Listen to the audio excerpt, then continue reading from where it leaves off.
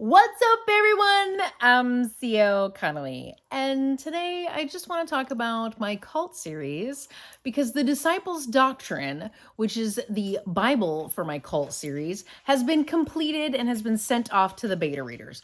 So I am hoping to get that back soon because the way that I've written it, it's literally less than 100 pages, even though I know that I can make it 200 pages. I know I can get more in there.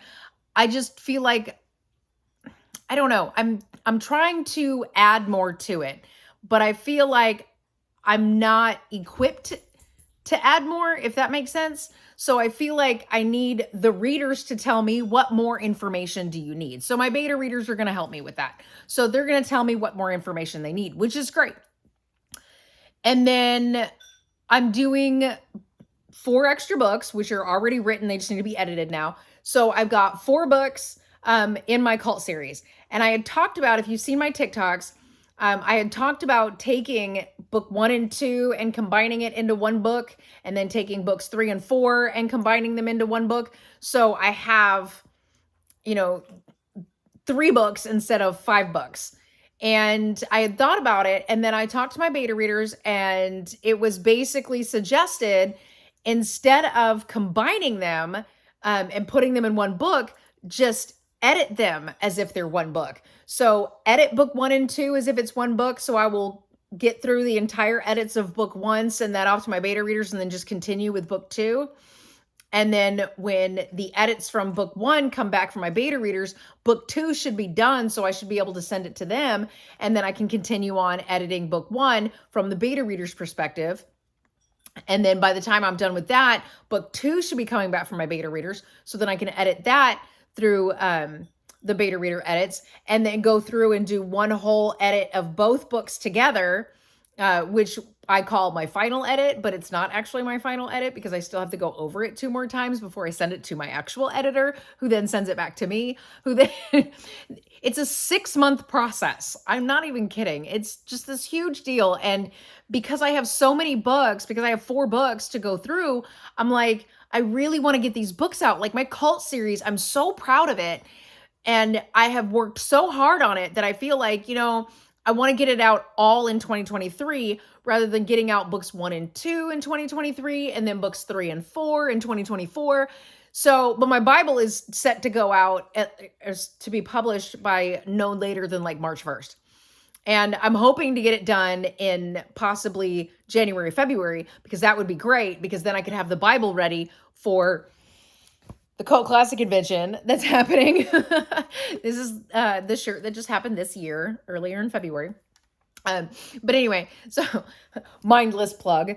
But so I'm hoping to have it done for when I go there so that I have a new book for them. Now, I do have Killer Suburbia, which is new to Cult Classic, but to have 2 new books for Cult Classic would be awesome, because that would mean that I could get 5 books published in 2023, and I would be so excited to do that, because if I edit both books of 1 and 2 together, I can have them published within 2 to 6 weeks of each other. And then the same thing goes for books 3 and 4. I can have them published within 2 to 6 weeks of each other, which means I can have potentially all 5 books published in a single year. And hopefully that'll be, fast enough, because I have 3 or 4, I'm not really sure, I can't remember now, books that are already written. And then I have like 12 more that are like outlined that I can write. And I'm like, I have so much work to do.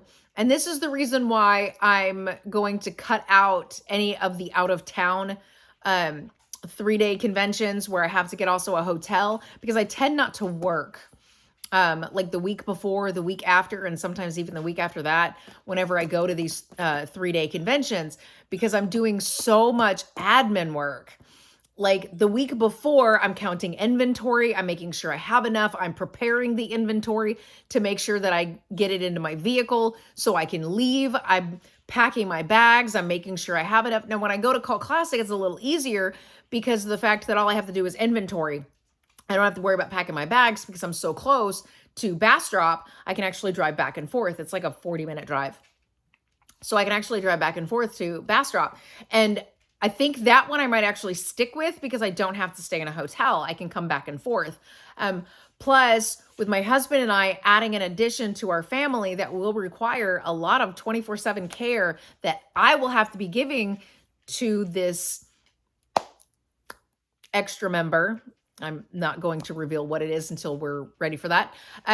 But once I get there, then, you know, my husband does not want to be left with it for too long due to the fact that he's not exactly prepared for the care that it takes for the first 2 years.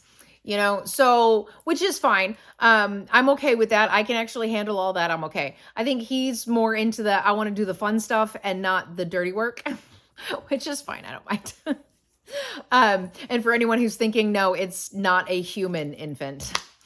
But anyway, so the only thing that I can say about the 3-day conventions is that I have Cult Classic coming up in March of next year. It is the first weekend in March. And then I have Houston Horror Film Fest that's in August of next year. So 2023 has already been set up. I just did the horror pop-up market in Katy. That was the 29th of October. And I will be going to Austin the weekend after Thanksgiving. That's at the Palmer Convention Center. I think it's like the 26th and 27th or the 25th and 26th, something like that. It's literally the Saturday and Sunday after Thanksgiving. And then in December 17th, I have a horror pop-up market that is out at Raven Tower in the Houston Heights. And I'm going to that. I was at that last year. So I'm doing that one again this year. It was so much fun. It was cold last year, but it was a lot of fun because I just love being with my horror family. So the outdoor single day markets, I will continue to do those. And I'll probably continue doing Cult Classic because that way I still get my 3-day convention. And it's semi out of town because I do a lot of stuff in Houston, which from where I'm located, I'm actually closer to Austin than I am to Houston. Now, of course, when I go to Austin, I will be staying in a hotel, but I'm closer to Austin than I am to Houston. Like, I think Austin is only an hour and 15 minutes maybe, and Houston is like 2 to 2.5 hours, depending on how far out they are. So it's kind of a drive. But with Houston, I don't mind doing the single day markets of Houston, but like I said, it's a lot of work beforehand. And then afterwards, when I get back, then I'm having to count inventory to see how much I have left to make sure that the inventory on my website is the same as what I have here. I just need to make sure that every time I do a sale, the inventory does come off properly. That's just my crazy obsessive, you know, I need to make sure everything's correct. So, so there's that. And then I check to see if there's anything that I need to order. And if I do, then I write me a list, but that list will take me like a day because I need to make sure that it's proper. And then if there's any of the extra little small items that I need to pre-make, then I make those and I add those in. It's a whole thing. And then I can't concentrate on my writing afterwards either because it's like, I feel like I just had a vacation sort of, even though it was a working event. I feel like it's sort of a vacation because I didn't think about writing. I just thought about selling. So I end up not being able to focus and get back into writing. And then after, 2 or 3 days after I get back, once I'm done, with all of my admin work and I know what needs to be ordered and all that stuff, then I end up just sitting watching YouTube videos or, random stuff. And I don't actually end up working. So I'm trying to get my schedule down. I have all of this stuff. I have enough work to get me through 2030, if that says a lot. I do have a lot of work. So I have enough books that I can write, edit, and get published up to 2030, if not further than that. So I do have a lot of work, and with the new family member that's going to be taking up a lot of my time, I want to be focusing more on my writing and publishing so that I can get my stories out to my readers, because I have, several readers who actually have purchased all of my books. All 6 of the books that I already have published, they already have. So I feel like I need to get my stuff out faster so that they can get my books faster. That's one thing that I don't like about the traditional publishing sense, because it takes almost 18 months before a book gets out. And I think a lot of those authors and stuff that have big names from those big publishers, what ends up happening is they're taking old books and changing the character names and tweaking the scenarios. So it's almost identically the same book, but they're thinking they're getting new readers by changing certain things. When in actuality, their old readers are buying their new books because they see their names on it. And it's going, okay, your loyal readers are now done with you because your crap is all the same. So I'm making sure that everything that I have is different. I'm not going to have a single book that's going to be identical. Now, I can understand that maybe the idea has popped back up into their head because it was an old book, but I would go through all of that. I'd want to make sure that it's not something similar that I've already done. Thank you, Valentine. I'm so glad that you walked in front of that. But I want to make sure that it's different from anything I've ever written before. And that's why a lot of the times, like right now, I have a whole list of titles. I'm not saying they're going to stay that title, but it's a title with like a synopsis. And some of them are full 6 to 7 page synopsises. And so, I don't know if that's right. Synopsises. Anyway, so it's basically a rundown of exactly what I want the book to be about. And then some of them are like a paragraph. And it's only a paragraph because I've only gotten out the idea of what I want. So I have several books that's how I have them out. And I want to make sure that I continue that list so I don't end up with the same stuff over and over and over again. I want to make sure everything's different because I want people to always come back and go, oh my gosh, I read your other book and I'm so excited about it. And I had someone come up to me at this last market. Hi, Kira. They're all going to get in my face today. But I had someone come up to me at this last market. Okay, I'll move this. She wants to sit in my lap. And they had said that their daughter had actually read Friendly Misfortunes and Killer Suburbia and loved it. And they wanted to start my series. And I was like, awesome. Here's the box. And for October, I had a sale going on. So they got a discount on the box set because in October I had a sale going on. And I was like, oh, I remember their daughter. Because even my mom, who goes with me to these events, she was like, they looked really familiar. And I was like, of course they look familiar. You remember their daughter. And she was like, oh yeah, I do. Okay. And she's like the cutest little girl ever. Oh my God. I say little girl, but that's because I'm older than I look. So she's probably like late junior high, maybe early high school, something like that. Anyway, she's adorable. And the fact that she ran up to my table and she's like, oh my God, I read Friendly Misfortunes and I loved it and I wanted to get the new book. And I'm like, yay. I'm like, oh my God. And I'm like, I'm sorry, but this girl is probably my number one fan, let me tell you. And I'm happy with that. I love getting younger people involved in reading. Like, it's awesome. I want the younger ones to start reading and loving it. So that's why my books are so short. Now, that was one reason why when I was looking at the cult series and I was going to combine the two books, I had decided not to do that because all of my books are between 62 and 65,000 words. And if you think about it, it's really not that much, but it can be when you're trying to fill in a novel. Because the average novel is 50,000 words, right? And then the average fantasy is over 100,000 words. So I thought, okay, I'm going to be in, 62, 65. I should be right there. I don't need to go as far as fantasy, blah, blah, whatever, right? So if my books are 62 to 65,000 words and I combine these books, then that's going to make it, 100 to 120 to 130, more words than I want it to be in one book. And I do that specifically in my mind when I first started publishing. The way that I thought about it was the fact that Twitter only gives you a certain amount of characters to make your point. So at the time it was like 140 characters. I think now it's 260. And that's beside the point.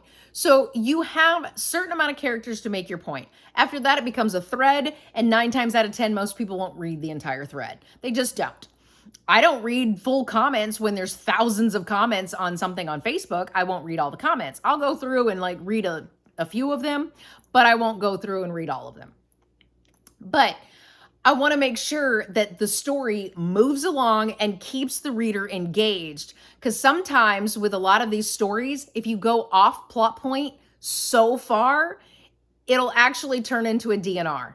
And I never want to hear that someone DNR'd one of my books because they couldn't get through it. And I love it when people come to me and they're all like, oh my God, I love your books. It's a quick read. I can get through it in one day. So some of them, it's even just a few hours they can get through it, which is awesome, by the way. And I will tell you that I think Killer Suburbia went a little further off the rails in gore tactic when I wrote some of that. But it was so much fun to write and I loved it. But I have had people tell me that, if they're going to read those two books, The Friendly Misfortunes and Killer Suburbia, if they're going to read those two books and then be like, I want to read your series. Now, my series was, Forbidden Affair. Forbidden Affair was the first book I ever published. I was not planning on being a series, but I had done a book club where I was the featured author at the book club. And they had questions, and I thought, these are awesome questions, and I'm going to answer them, and I'm going to turn this into a series. And I did. And that's exactly what happened. They gave me feedback, because at the time, I didn't have beta readers. It was literally just me. And they gave me feedback, and I was like, this is perfect. This is why I need beta readers. Valentine, you're not going to walk past there again. So I immediately thought, if I get beta readers, then I can do this perfectly. So I approached the book club. Now, granted, not all of them wanted to do this. Not all of them wanted to read for me because they felt like Forbidden Affair was a little too gruesome for them. And they didn't really care too much for, that kind of thing. And I get that. Okay. I write what most people call slashers. So basically it's Scream because it has a storyline with a lot of disemboweling, and sometimes there's dismemberment. And I'm sorry, but I enjoy that, and it's fun for me. So anyway, let me get back to what I was talking about. So with the cult series is coming out. Disciples Doctrine is done. It's with the beta readers. It's less than 100 pages, so I should be able to get it back within 2 to 3 weeks. It shouldn't take them long at all. If I get it back by the end of the week, that'll be awesome.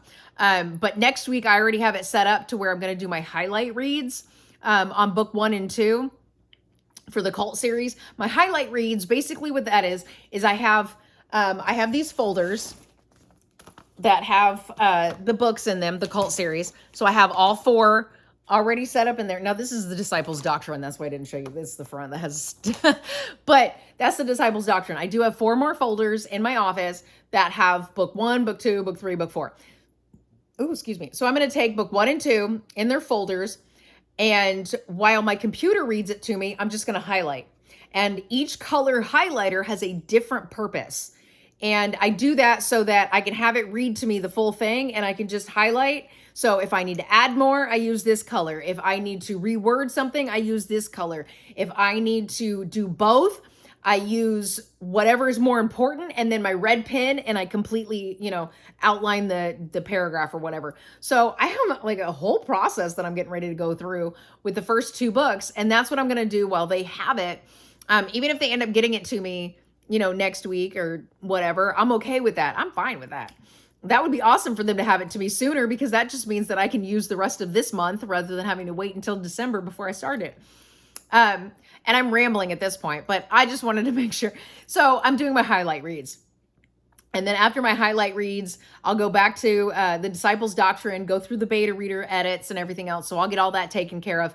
And then once I get that taken care of and I can get that started because I already have the cover done for that because that was something I was playing with at one time. So once I have that done, I can immediately go to sending it to my editor, but I have to explain it to my editor. I almost thought about not sending it to my editor because it's a Bible. So I was like, do I really need to send this to my editor? But then I thought, you know what? Let me do that anyway, just to be sure that I didn't miss something and the beta readers didn't miss something. So I'll still end up doing it that way. And she only takes like a few days to get it back to me. So hopefully I can get it to more than 100 pages because I I publish through Lightning Source, which most people know it as Ingram Spark, but I have the Lightning Source, which is the bigger publisher, because Ingram Spark didn't come out until after I was already publishing through them. But I never switched mine over, so I'm still with Ingram Spark. Or I'm sorry, I'm still with Lightning Source. So I never switched over. I'm still with Lightning Source. But anyway, Lightning Source will not publish it unless it's 80 pages. Like, that's the least amount that they'll publish. So I have to have it at least over 80 pages, and I think it's at 76 right now. So if the beta readers can get it to me and I can get it over 100 pages, which would be amazing, by the way. So I can get it over 100 pages, and then I can go ahead and submit it. Now, here's my question. With the Bible, I haven't decided if I want to get it through to Amazon or only have it available to me, which means I'll have it in person or I'll have it on my website.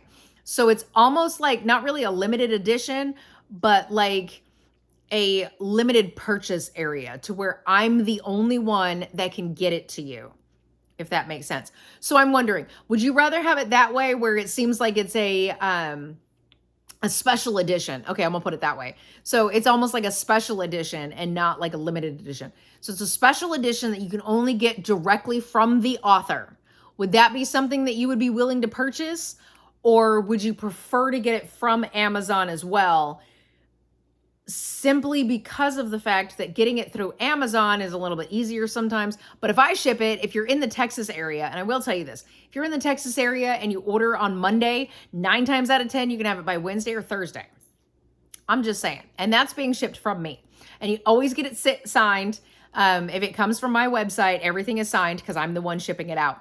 I don't do with their thing where you can get in and actually put in all the shipping information to your customer and then Lightning Source does it for me. I don't do all that. I never have. It always comes to me. I have an inventory here. But is that something that would be appeasing to everyone if I did it to where it's almost like a special edition? It has to be only purchased through the author. So they're like author copies type of thing. I don't know.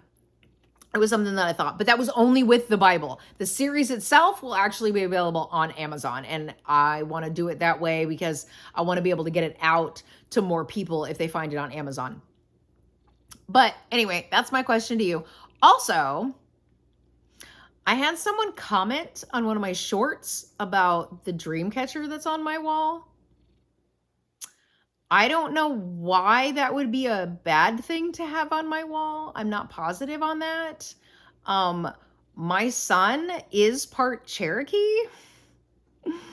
So having the Indian things in my house, plus my husband is, I don't remember I think he was like Inca or something. I don't know. He's got like some kind of Indian in him as well. So we have Indian things in our house because my husband and my son have Indian in their blood. So some of this was basically for my son to know his heritage, and my husband got it from his family.